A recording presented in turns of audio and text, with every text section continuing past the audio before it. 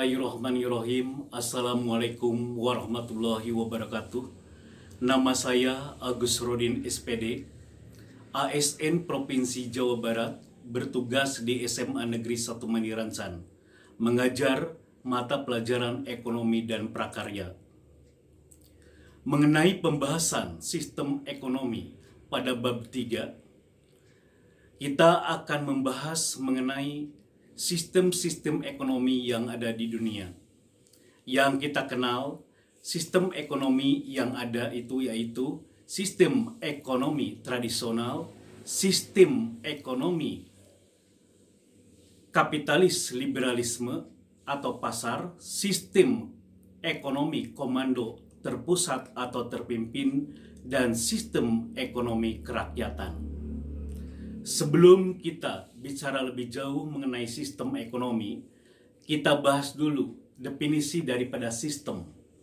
Sistem adalah suatu rangkaian. Sistem adalah suatu susunan.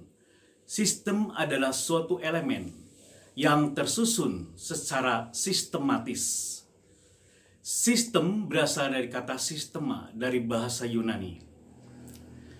Dan untuk sistem ekonomi tradisional itu ada 3. Yang pertama ciri, yang kedua kelebihan, dan yang ketiga kebaikan. Dalam sistem ekonomi tradisional ini menandakan sistem ekonomi yang betul-betul belum mengenal perubahan. Di antaranya dalam memproduksi suatu barang hanya untuk kepentingan pribadi, tidak untuk market atau jual.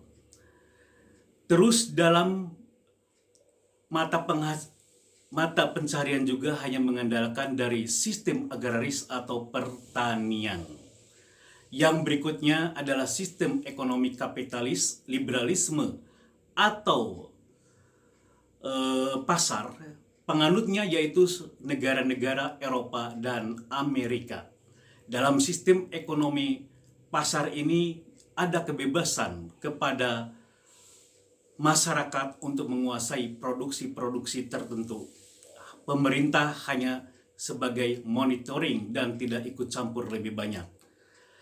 Untuk 2 sistem yang lainnya nanti akan Bapak bahas berikutnya. Akhirul kata, wabillahi taufiq walhidayah, wassalamualaikum warahmatullahi wabarakatuh.